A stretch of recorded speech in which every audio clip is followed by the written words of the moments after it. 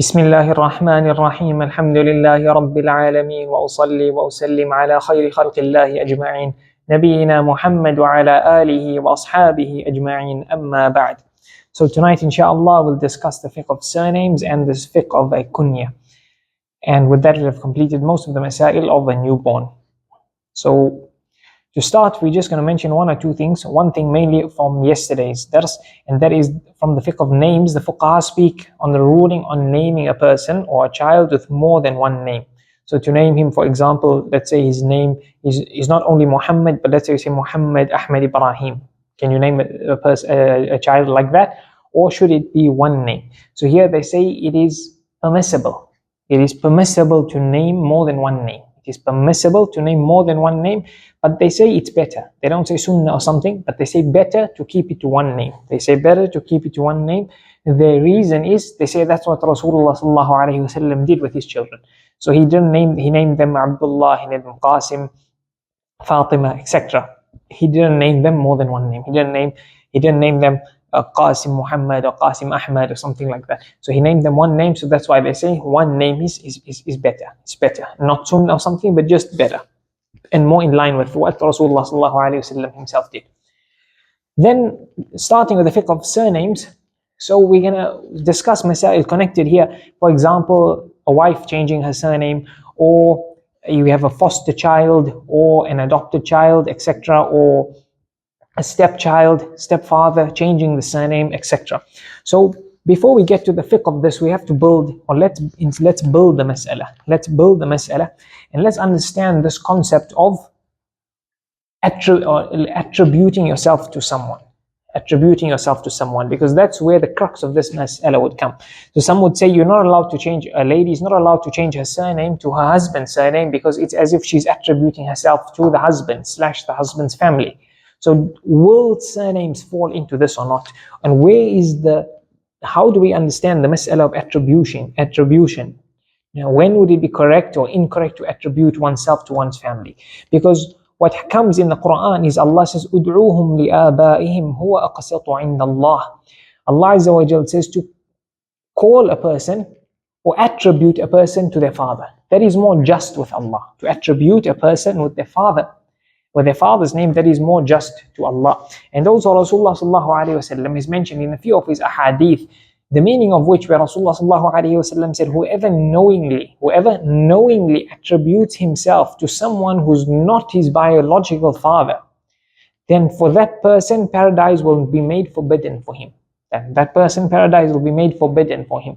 In other ahadith, it gives off the same meaning, indicating to the major sin of a person knowingly attributing himself to another father, other than his real father. That's for the hadith. Then the ayah of calling yourself by your father's names, the backdrop of this ayah, the reason for revelation of this ayah is what used to happen before Islam and also in the beginning of Islam, hence the revelation of this verse, is that people would basically adopt or take as sons other children, let's say that, other children, more common in boys. So they would take these children as their own sons. Then they would deem them completely as their own sons. That child would be started. He would be called by his stepfather's name now. That stepfather, all other rules would apply to this child. For inheritance, for example, this stepchild would now inherit from the person who's not his biological father. Khalwa, things like that, they would apply to this child as if he was the actual son of this man's wife, or the actual brother of this man's sisters, etc., of this man's daughters, etc. So this verse was revealed, commanding that people attribute these children that they've taken as their own sons, to attribute these children as to their fathers. فَإِن لَمْ تَعْلَمُوا آبَاءَهُمْ فَإِخْوَانُكُمْ فِي الدِّينِ وَمَوَالِيكُمْ. And if you do not know their fathers, if you do not know who their fathers are, then these people you take them as your brothers. And some of them would be your mawalikum. They would be your mawla. They would be, the plural of mawla is mawali. They would be your freed slaves. It's those who were slaves. So now, for example, Zayd ibn al-Haritha radiyallahu anhu, Rasulullah sallallahu alayhi wa sallam took him as a slave. And this, he started being called Zayd bin Muhammad. Zayd, the son of Muhammad. And then this verse was revealed, and they started calling him by his father's name again. They started calling him by his father's name again. Even Rasulullah sallallahu alayhi wa sallam said, Anta akhuna wa maulana. You are our brother and you are our mawla. And the verse says, if you don't know their father, they are your brothers and they are your mawla. They are your mawla. So in saying that, so we have now the structural background of this ayah at least. And then we mentioned the hadith. The hadith is quite clear. The hadith is quite clear. So would that mean that any attribution to someone other than the father would be haram? The answer would be yes and no. The answer would be yes and no. So it's important that we understand these building blocks. Then when we come to the fiqh, when we come to any mas'ala, you're going to then fit in with the blocks that we've used to build the mas'ala with, and then we should get an answer, inshallah. So now, a person attributed to his father, to someone other than his father, at times it would be impermissible. When would it be impermissible? It would be impermissible when a person rejects his own father and attributes himself knowingly to somebody else, knowing that this person he's attributing to is not his real father and someone else is his real father. So it must be done knowingly, and basically he's rejecting his father. He's rejecting his father and attributing himself to somebody else. So merely having another name is not going to make a person fall into the sin as a start. Hence we find from some of the Sahaba, they would not be called in a way where they are attributed to their fathers. So you have the mu'adhin of Rasoolullaah sallallahu alayhi wasallam, Abdullah ibn Maktoum. He used to be known as Abdullah, the son of the mother of Maktoum. So that is not he's not attributed to his father. But more than that, we have an example of Miqdad radiyallahu anhu, who used to be known as Miqdad ibn al-Aswad. He used to be known as Miqdad ibn al-Aswad. Miqdad, the son of Aswad. And this was after the revelation of this verse of calling the adopted children by their father's names. And Miqdad, he was not the son of Al-Aswad. Al-Aswad actually adopted him. He adopted him. They call it tabanni. They call it tabanni in Jahiliyyah. We're going to just translate it as adopted. So he used to be known as Miqdad ibn al-Aswad. His actual father's name is Amr. Miqdad is actually Miqdad ibn Amr. But he used to be known as Miqdad ibn al-Aswad. And this was after this verse was revealed. So here he was openly attributed to somebody other than his father in the lifetime of Rasulullah sallallahu alayhi wasallam. So that gives us more scope into the mas'ala. Hence the ulama say, now Imam Qurtubi, for example, mentions in his tafsir a number of examples of Sahaba who are not referred to by their father's names. And then he concludes that what is permissible in this mas'ala is that a person, if he's attributed to his father, to other than his father, if a person is attributed to other than his father, and the objective is not to mislead, number one, not to mislead, and rather for identification purposes. So that's number one, not to mislead, and instead it's for identification purposes. And number two, the actual father is known. The actual father is known in this case. In this case, it would be permissible. It would be permissible to refer to someone by a name other than their father's name. So in saying this, now we have the building blocks of the mas'ala, and thereafter we can then analyze the upcoming masail. So now for a surname, generally Western ulama have more scope in their definition of a surname compared to, let's say, the ulama, or let's say the Arab ulama. So the Western ulama, they'd have more scope for a surname. And in the Western world, they have a surname. Then in the Arab world, usually they don't have a surname, but rather a tribal name is more common. A tribal name is more common than how in the Western world we have a surname. So it's not exactly the same. So here in the Western world, many of the ulama would say a surname is not a direct link to lineage. It's not a direct link to lineage. Rather, it's for identification purposes. That's why the surname is not many times it's not your actual father's name or your actual grandfather or forefather's name. It can be an old family name. It could be a name from another reason that this name came about. So it's not necessarily linked to lineage. So you won't know a person's father exactly from their surname. And many times you might not even know their grandfather or any of the grandfather from the surname. And we say this because the hadith says whoever basically rejects himself from his father When Rasulullah sallallahu alaihi wasallam said father, he means forefather and every other grandfather, every other paternal grandfather going upwards, everyone. Because they can all be referred to as ab, they can all be referred to as father in the Arabic language. So it's not necessarily, as we would say in English, father, and that is the husband of, or let's say, we all know what we mean father, and then we say grandfather, great grandfather, etc. So that's how we phrase it. In Arabic, you can say ab, and you can mean any of them. And there's some examples of it in the Quran where the tafsir would come. What is meant by ab? When Allah says, قال إبراهيم لأبيه آزر, when Ibrahim said to his father Azar. So then they discuss on the meaning of ab here, and in a few other instances as well. Rasulullah sallallahu alaihi wasallam saying, we mentioned for the name, I name Ibrahim bismi abi, the name of my father, my ab, Ibrahim. And Ibrahim alayhi salam was not his father. It was not his father. Rather, his father's name is Abdullah. And Ibrahim alayhi salam is his grandfather, is his forefather. And even Rasulullah sallallahu alayhi wasallam saying, I am the son of Anabnu Abdul Muttalib. I am the son of Abdul Muttalib. And Abdul Muttalib is his grandfather. Abdul Muttalib is his grandfather.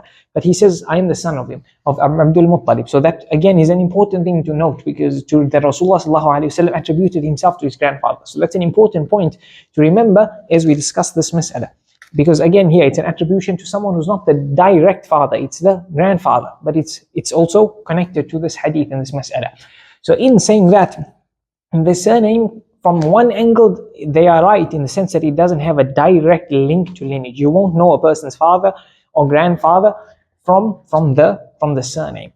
Hence, in some instances, they have more of a broader scope with regards to surnames compared to, for example, the Arab ulama, who are quite strict when it comes to what we're going to say is surnames. When we translate if we translate some of their fatwa, and as we say, it has more inclination towards a tribal name, to more have an inclination to a tribal name than what we have as a surname. So in saying that, yes, a surname might not have in many, if not most cases, a direct link to lineage, but it has a link to identification, or it has a connection to a link of a person to a certain family. It has that.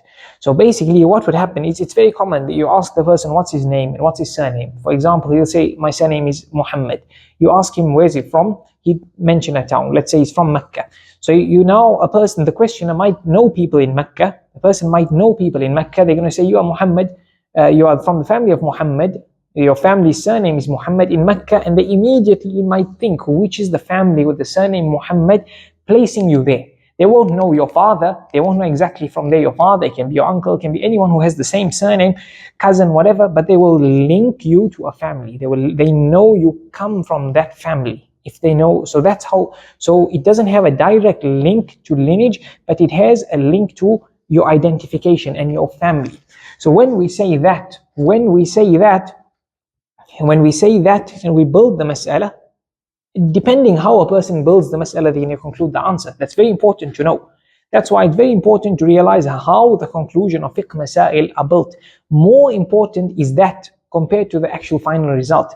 Because most of the time the differentiation in the final result will be a result of how the mas'ala was built, or how it was looked at, which angle was the evidence taken or looked at from. That's why you have, for example, the mas'ala, we've hinted at it before, the mas'ala of a person who doesn't have water and doesn't have any sand or dust to perform tayammum. What must he do?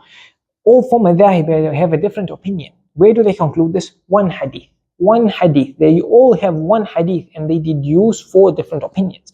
So therefore, how a mas'ala is looked at plays the biggest role. So if we are building it like that, then we're going to have a different conclusion to somebody who is very broad scope with surnames, or somebody who's very closed with surnames, saying immediately this is your family name, it's your family lineage, like how we say with most of the Arab ulama. So therefore, you're going to ask, can you change your wife's surname? If they're linking it immediately to lineage, the answer will be no. There's no question about that.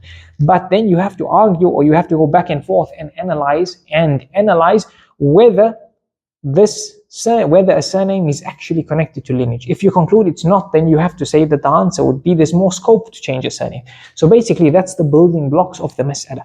And then in saying that, and we said what Imam Qurtubi said. We said that, and that he said if it's not to mislead and it's for identification, and number 2, the father is known. So with all that in mind, we can then go into our few masail connected to this.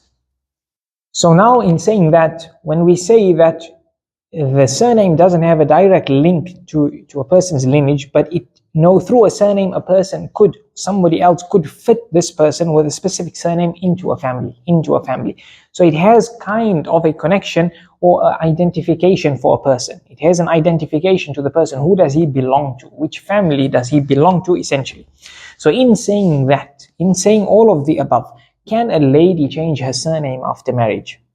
So the answer would be that a lady, if she changes her surname, number one, a surname is not a direct link to lineage, number one. Number two, it's very common, or before we say, it's very common for people, when a lady marries into a family, then many times she changes her surname. She changes her surname for a few reasons. One of them is like identification or uniformity in the family. Then she and her husband, they have kids. Then the kids take the surname of the husband. Then the entire family have one surname. So who's the mother? It's clear. Who's the father? It's clear. The children, it's clear.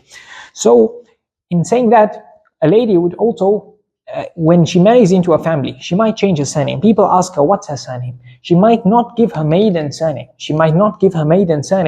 But everyone, because that's how the custom is, everyone would know that's not her actual surname.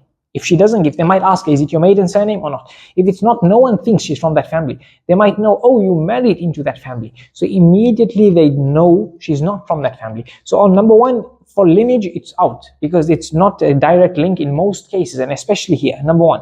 Number two, we said it links a person, it gives him identity or belonging to the family. Here, most people would know this lady is not from that family. Rather, at most, she's married into the family. That's why if she's divorced, for example, she'll go back to her maiden surname. So therefore, it's not going to be misleading anyone. It's going to be for identification. Sometimes you travel or different situations come up. If your surname is not the same as your husband, then you have children, then there's different surnames. It can be a bit of an issue to get papers and things like that, permission to travel, are these people your children, etc. So the lady changes her surname for these reasons.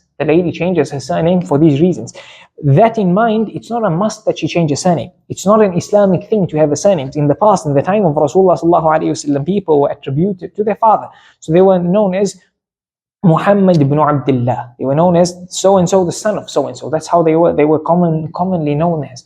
Abdullah ibn Umar, Abdullah ibn Abbas, radiyallahu anhum. So they were known by their father's name. They didn't have surnames.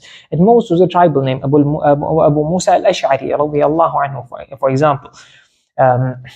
So that was their system then. So it's not a must that a lady take the husband's surname religiously, no.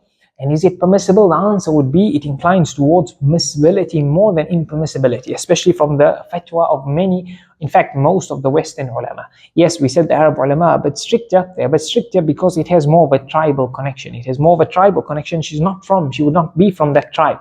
But here it's a surname, it's for identification and uniformity, etc.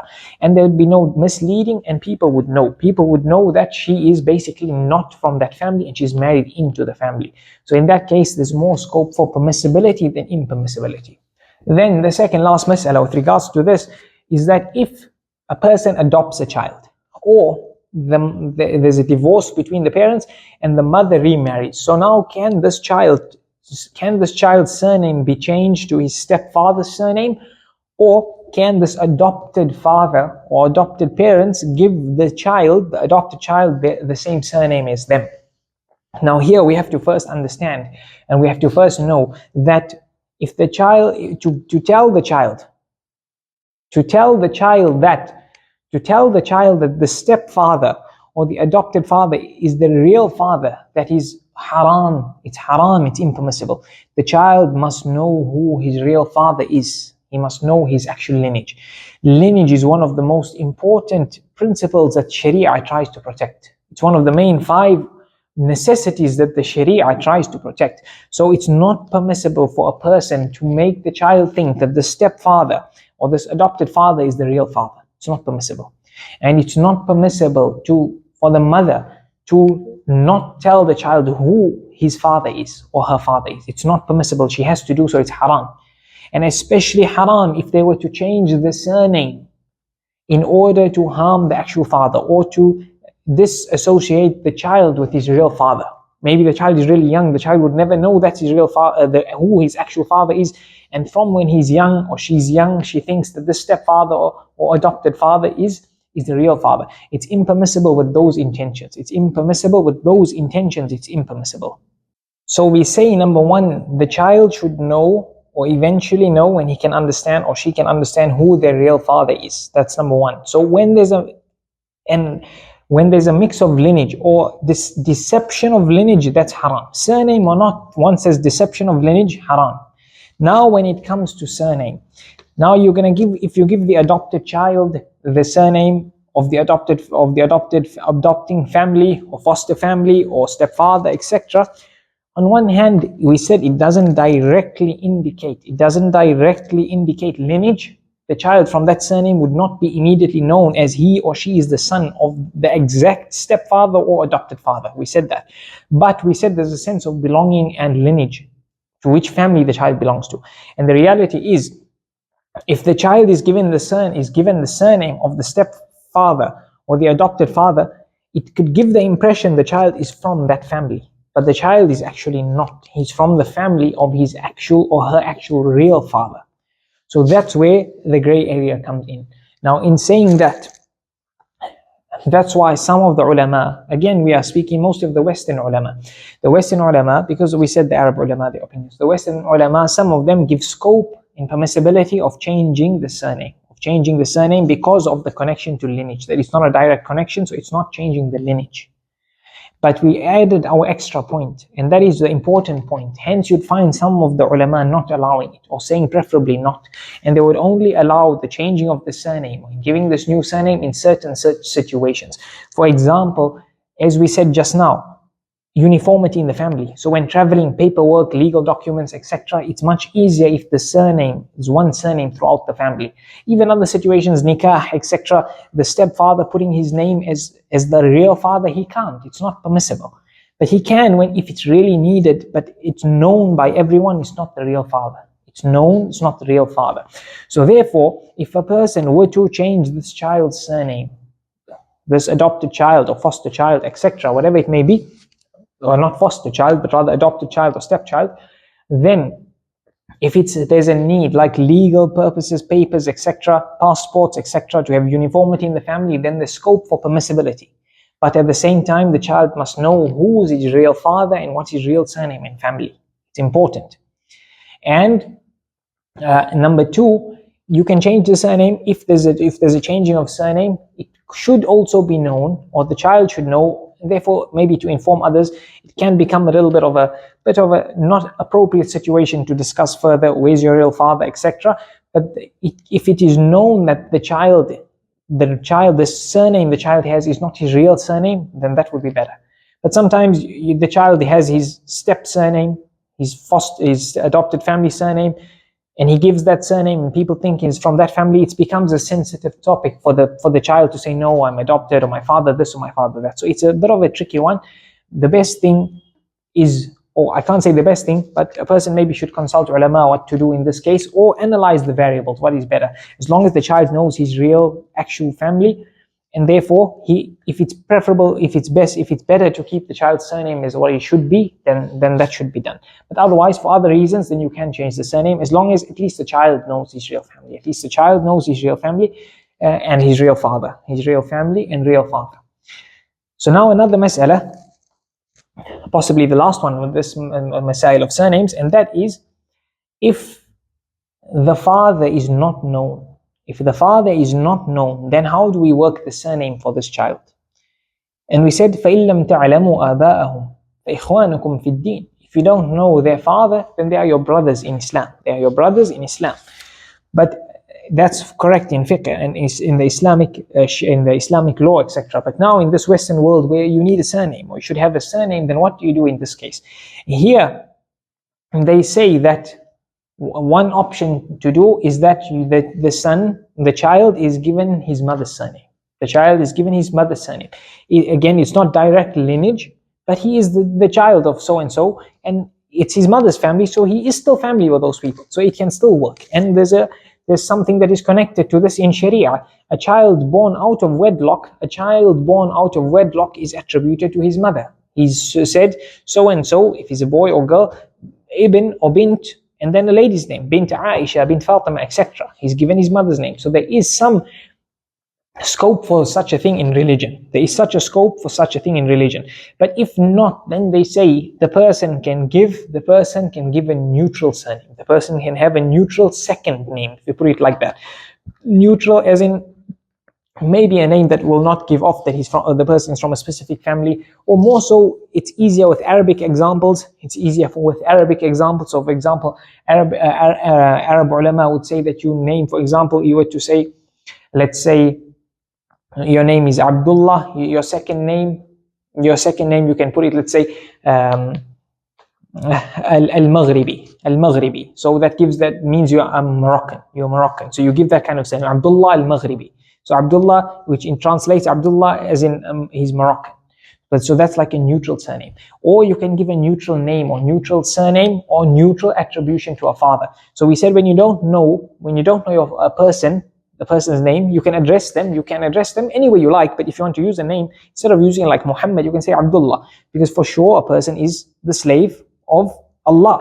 So you can basically put your name there. You can put any name. Let's say your name is Muthaffar, and you put Abdullah,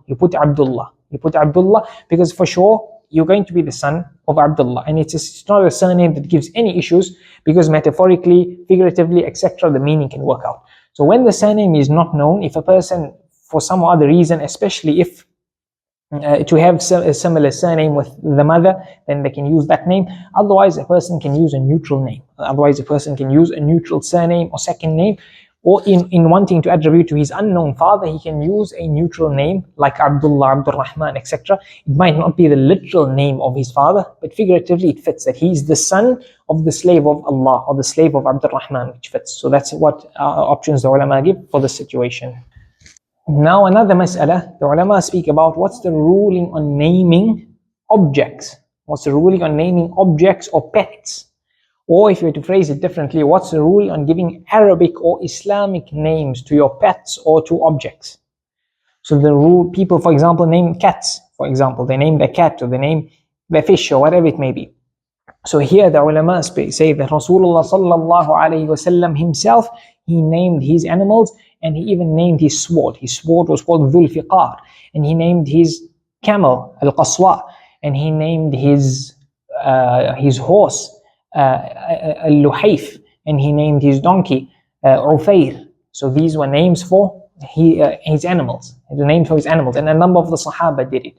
From there, the ulama point out the permissibility of naming objects or animals or pets. Animals, you can name them, and you can name them, obviously these names were in Arabic, so you can name in Arabic. But what about Islamic names? When we say Islamic names, we don't mean words in Arabic, because that's you're allowed to name in Arabic, but we mean like names of prophets or names of the Sahaba. Ulama say while it is permissible to name your pets or your objects, they say it's out of respect. Do not use prophetic names or names of the Sahaba. And even some of them add names of blessed places. Names of blessed places, then these, you should not use these names on your pets or your objects. So you should not name them with names of prophets or names of the Sahaba out of respect. So now the last aspect, and that is the fiqh or the masail connected to a kunya. So a kunya is something that is very common, found mainly amongst Arabs. So that is a name or a nickname, we can say a nickname or pet name, technonym, etc., that begins with a particle of Abu so-and-so or so-and-so. So it's very like you have Abu Bakr, Maktoum, we mentioned it now. So there's some fiqh connected to these kind of nicknames. So the Arabs use these titles. In fact, it's very common that they refer to each other as Abu Fulan. They might not use the direct name, and they would name the person Abu Fulan, Fulan. It's very common, and it's a means of honor to the person. It's a means of honor, respect, or exalting, not exalting per se, but honoring the person, that you call him Abu Fulan or Fulan. It's something very common amongst the Arabs. Until today, they use it, and it's commonly found amongst them. Even to teachers, for example, they might not say like how we say how people in the Western world would address their teachers. They might call their teacher by Abu Fulan or Abu Fulanix, for example. So it's something done out of honoring a person. So when it comes to a kunya, there's a few things mentioned to the kunya. Number one, Generally, a person has a kunya, the person after Abu or Abu means father of, and means mother of. So generally, you have your child's name after that.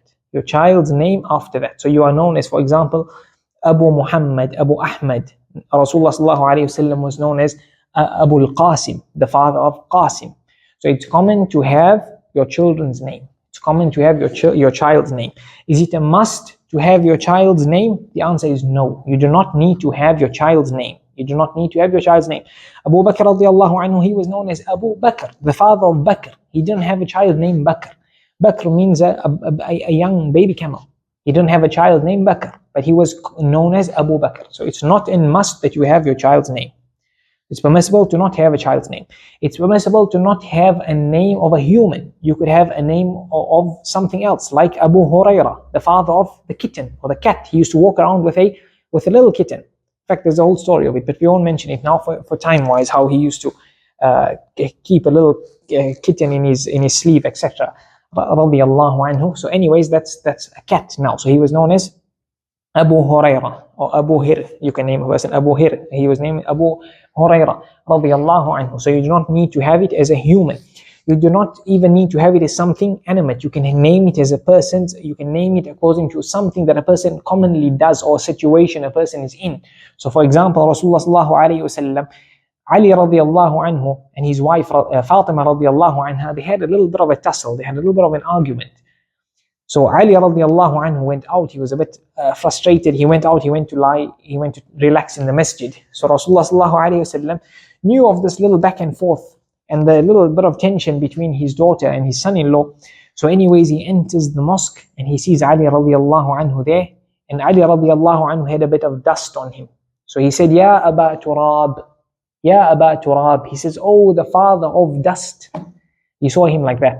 So Ali radiallahu anhu says, I don't mind, I love being called Ali, but a name that's more beloved to me is Abu Turab, because that's what Rasulullah sallallahu alayhi wasallam called me.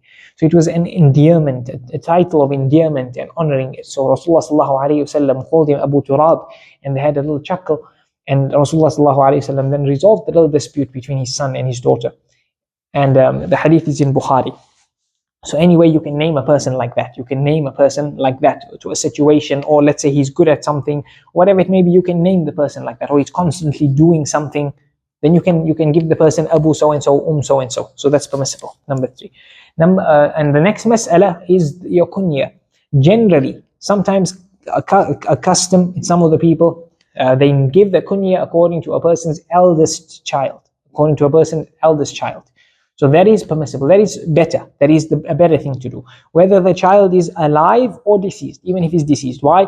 Yesterday, the hadith we mentioned, Rasulullah sallallahu alayhi wasallam asked Abu al-Hakam, do you have any children? هل لك من ولد?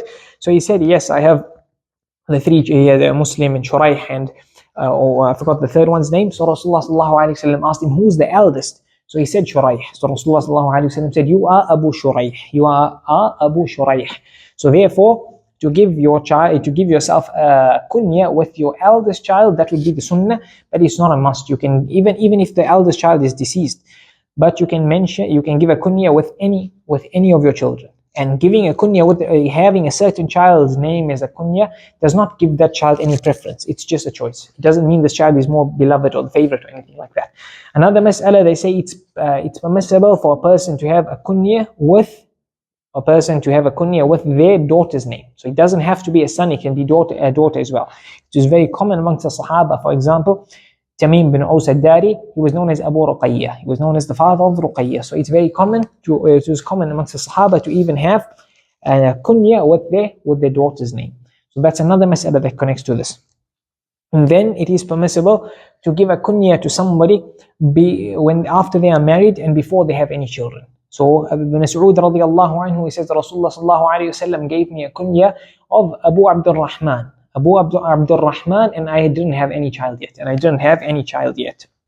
It's even permissible to give a person a kunya if that person does not have children yet or cannot have children. So Aisha radiallahu anha, she told Rasulullah sallallahu alayhi wasallam that all my friends, they have a kunya except me, and I want a kunya. Because it was something of honor amongst Arabs. It's something of honor amongst Arabs. It was a praiseworthy thing to have a kunya. So Rasulullah sallallahu alayhi wasallam said, take the kunya of your sister's son, of your nephew. So Rasulullah sallallahu alayhi wasallam gave her the kunya of Abdullah, Abdullah, Abdullah, Abdullah, the mother of Abdullah, Abdullah. Another mas'ala. So they also mention that a kunya can be given to a child. A kunya can be given to a child, even when he's just born, when he's young. Rasulullah sallallahu alayhi wasallam said, Ya Aba Umair, ma fa'ala nughayr. So Abu Umair was a youngster. He had a little bird he used to play with. He had a little bird that he used to play with and walk around with, and this bird passed away. So Rasulullah sallallahu alayhi wasallam saw him, and just to lighten his mood, because he was a bit sad, Rasulullah sallallahu alayhi wasallam said, Ya Aba Umair. See, he gave him the kunya, the father of Umair. What did the Nughayr do? Where is Nughayr? And Abu Umair just had a little smile and lightened his mood a bit. So here, this is a kunya for a young child. It's a young child, he's named as Abu Umair. So here the ulama say, it's out of optimism. It's out of optimism that a child will live on to have a child. That this child will live on to have a child. They also say if a person has a kunya already, then he already has a nickname. So it might save him from having bad nicknames, because his name is this, but his nickname or his kunya is this, so people will call him by his kunya. Also, if he has a good positive kunya, it has a positive effect. It has a positive effect on him, that he'll want to act the way his kunya, he would want to live up to his kunya. So that's a few reasons they mention for giving a kunya to a child. And then another mas'ala, we said a kunya is to honor somebody. So therefore they say you do not give a kunya to a non-Muslim or to a Muslim who's a sinner. A Muslim who's a sinner or a munafiq. So not to a disbeliever, a Muslim who's a sinner, or to a munafiq, because you don't want to honor them.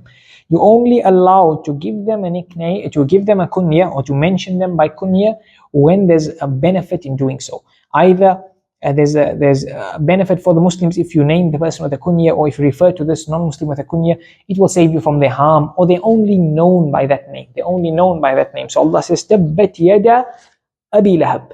Perish may the hands of Abu Lahab. Abu Lahab perish. So that's a kunya. Allah mentioned it in the Quran. But there's a couple of reasons for that, the ulama say. Number one, it's because he was known by that. He was known by that.